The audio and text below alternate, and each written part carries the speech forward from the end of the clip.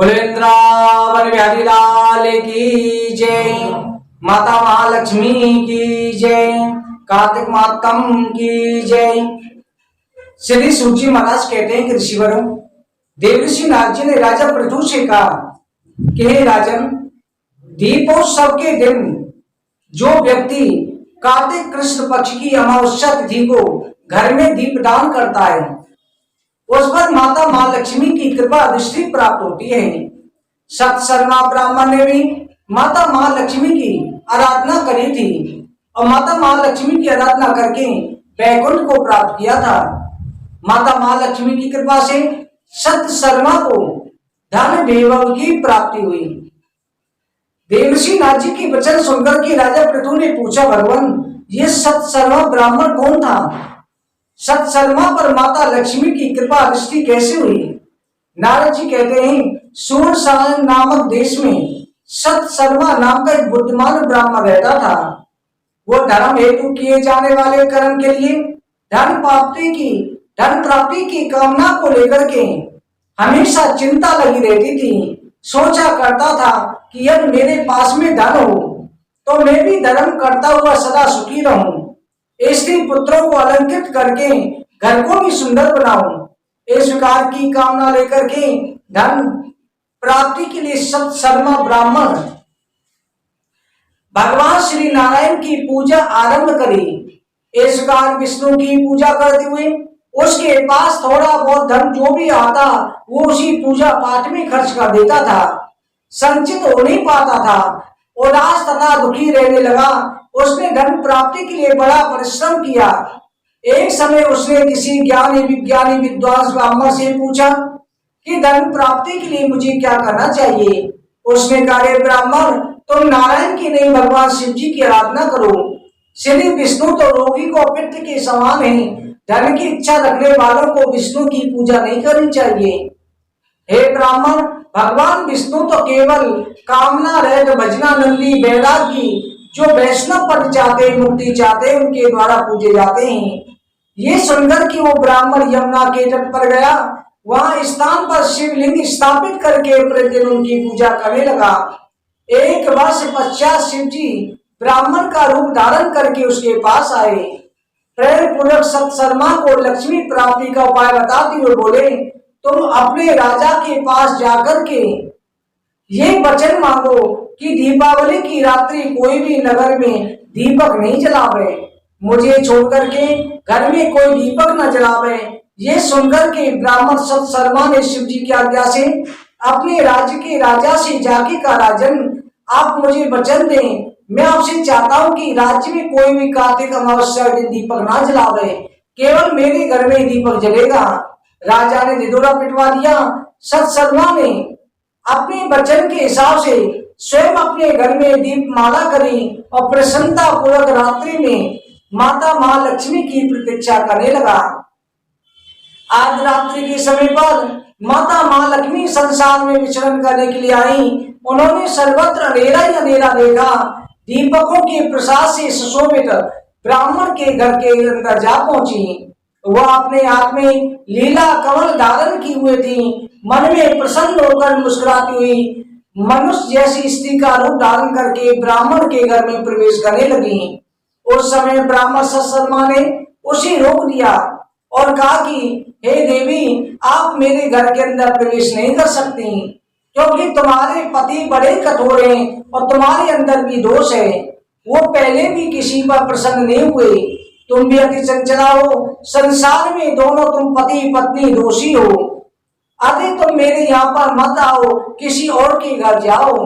लक्ष्मी जी कहने लगे, ब्राह्मण, इस समय विष्णु भगवान शयन कर रहे हैं, मैं तुम्हारे घर पर आई हूँ। मैं तुम्हारे घर में स्थायी रूप से रहूंगी, मुझे घर के अंदर जाने दो। ब्राह्मण बोला, यह तुम 3 पीढ़ी तक मेरे यहाँ रहने की शपथ खाओ और अपने ढंग से कभी मुझे अंधा ना करो और मेरे घर में तभी निवास करो, अन्यथा नहीं। तब देवी ने कहा, तुम विधि पूर्वक मेरी पूजा करो। ब्राह्मण बोला, है परमेश्वरी, तुम्हारी पूजा के लिए क्या करना चाहिए, क्या विधि है, मुझसे कहो। माता महालक्ष्मी ने कहा, जो मनुष्य कार्तिक मास में सुंदर दीपमाल का सजा करके घृत आग तिल के तेल से अमावस्या तिथि को दीपक जलाता है, हजारों युगों तक रुद्र लोक में निवास करता है। अमावस्या के दिन प्रातः काल स्नान करके देवता पितरों की पूजा करके स्नान करें, ब्राह्मणों को भोजन करावे, संध्या के समय पर दीपमाला करें। अपने घर में, तुलसी में, ब्राह्मण के घर में, शमशान में, चौराहे पर, अग्नि स्थान में, गौशाला में दीपदान करना चाहिए और मुझे शयन अवस्था से जगाना चाहिए।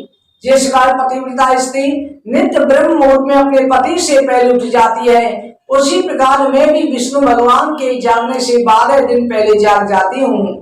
बालक, बुजुर्ग, रोगी को छोड़कर के अन्य कोई भी दिन में भोजन न करे। प्रदोष काल में यथा विधि से मेरी पूजा करें, स्वस्ति वाचन करके संकल्प करें, फिर मंत्र से गणेश जी की पूजा करें। गणेश जी को नमस्कार करके फिर कुबेर भगवान को नमस्कार करें। हे कुबेर भगवान, आप निधियों के स्वामी हैं, आपको नमस्कार है, आप लक्ष्मी सहित मेरे घर में विराजमान हो। यह कहकर के 16 उपचारों से पूजा करें। उसके बाद ओम भूरसा कुबेराय नमः से मंत्र का पढ़ के कुबेर का पूजन करें। इस 16 उपचारों से मेरी पूजा करनी चाहिए। एक पात्र में अष्टदल शुभ्र कमल लक्ष्मी की प्रतिमा को स्थापित करें, वहीं कुबेर सिद्धिदाता गणेश जी को स्थापित करके पूजा करें। उसके बाद में दूसरा पात्र स्थापित करके संकल्प लेकर के जल छोड़ें। फिर उसके बाद में स्वस्ति वाचन करके विधि विधान से पूजा करनी चाहिए। माता लक्ष्मी की 16 उपचार से पूजा करें और प्रार्थना करें कि लक्ष्मी कमलासन पर विराजमान, बड़े कत्तल वाली, कमल के समान नेत्र वाली, गंभीर नाभि वाली, हे माता, शुभ वस्त्रों को धारण किए हुए दिव्य हाथियों को द्वारा मणियुक्त स्वर्ण कुंभों से नित्य स्नान कराई जाने वाली, हाथ में कमल लिए देने वाली, मैं आपको नमस्कार करता हूँ। शंख चक्र गदा पद्म धारण करने वाली, स्वर्ण वर्णा सुंदर मुख वाली सर्वसिद्धिदात्री देवी, मुझे वरदान दो। यह कहकर के आसन ले, फिर भगवान नारायण की सन माता लक्ष्मी की पूजा करें। चतुर्भुजी माता लक्ष्मी को लाल आसन पर बिठा करके स्थापित करके प्रार्थना करें कि विद्याधरी माँ लक्ष्मी पटना की लोकप्रिया, हे मातेश्वरी, आप सभी की पूजनीय हो, आप मेरे द्वारा दी गई इस वस्तु को स्वीकार करें। कपूर, लोचन, कस्तूरी सुगंधित वस्तुओं को समर्पित करके श्वेत वर्णा ज्योति स्वरूपी माता की पूजा करें। मंदार, परिजात, पाटली, केतकी, चंपा, चमेली पुष्पों से भगवान माता की पूजा करें। के लक्ष्मी माँ, इन्हें स्वीकार करो। धूप दीप नैवेद्य को स्वीकार करो। अंधकार को दूर करने वाली दीपक स्वीकार करो। नैवेद्य स्वीकार करो। ऋतु फल स्वीकार करो। हे मातेश्वरी, मेरी परिवार में कृपा दृष्टि बनाए रखो, सदा मेरे ऊपर प्रसन्न रहो। जो देवी सब लोकों में, सब देवताओं में स्थित है, सूर्य चंद्रमा इंद्र की शक्ति है, मुझे वरदान दे। जो देवी विष्णु के हृदय में अग्नि के भीतर स्वार रूप में कुबेर के यहाँ लक्ष्मी रूप में विराजमान है, वो लक्ष्मी मुझे वरदान दे। कुबेर की प्रार्थना करने पर जो प्रसन्न हो जाती है माता लक्ष्मी, मुझे वरदान दे। हे सौभाग्य प्रदायिनी देवी, आज स्वर्ण रजत रत्नों से विभूषित हैं, आप मेरी पूजा स्वीकार करें। आप ही लोकप्रिय सभी निधियों की स्वामी जगत माता, आप मेरी पूजा को स्वीकार करें। रुद्र वसु इन सब में विराजमान रहने वाली हे मातेश्वरी, आप जो है हमेशा मेरे ऊपर कृपा दृष्टि बनाए रखें, मेरे परिवार पर कृपा दृष्टि बनाए रखें। इस प्रकार से ब्राह्मण मेरी पूजा करके यथापति ब्राह्मणों को भोजन कराओ, मेरे सामने नित्य जागरण करो, तो इस प्रकार से तुम्हारे ऊपर मेरी कृपा दृष्टि बनी रहेगी, मैं स्थायी रूप से विराजमान होंगी। नारद जी कहते हैं, लक्ष्मी जी के मुख से सुनकर के सत्सरमा ब्राह्मण ने विधि पूर्वक दुखनाशिनी लक्ष्मी का पूजन किया। लक्ष्मी भी सत्सरमा ब्राह्मण के घर में विराजमान रह गई, सुख समृद्धि बढ़ने लगी। ब्राह्मण ने यज्ञ दान तपात क्रिया प्रारंभ कर दी, विष्णु जी का फिर पूजन करने लगा। इस प्रकार से सत्सरमा बोला, सभी आश्रमों में गृहस्थ आश्रम श्रेष्ठ है, उसमें भी धन श्रेष्ठ है। गृहस्थ आश्रम में रहकर के काम आप पर विजय प्राप्त कर सकती है, और इस गृहस्थ आश्रम में रहकर के धन के द्वारा प्राणी दूसरों का परोपकार कर सकता है। धन नहीं है तो गृहस्थ आश्रम बेकार है।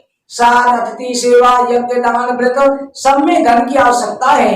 हे जगत माता, हे प्रिया माँ लक्ष्मी देवी, आपको नमस्कार है। आपके बिना सर्वत्र शून्य है, संसार में आपके बिना यह कार्य नहीं हो सकते। नारद जी कहते ये कहकर ब्राह्मण फिर बुढ़ापे में घर त्याग करके मथुरा में जाकर भक्ति करने लगा, शुद्ध चित्त से भगवान की आराधना करने लगा। इस सत्सलमा नाम के जितने भी सत्सलमा के वंशज हुए आज भी मथुरापुरी में बांधे धनवान देखे जाते हैं। उनके घर में धन की कोई कमी नहीं होती है। ये केवल माता महालक्ष्मी के पूजा का प्रभाव होता है। भक्तजनों, आज के दिन साग नहीं खाना है, हरा साग। वृंदावन बिहारी लाल की जय, कार्तिक मातम की जय। जय जय श्री राधे, जय जय श्री राधे, जय जय श्री राधे श्याम।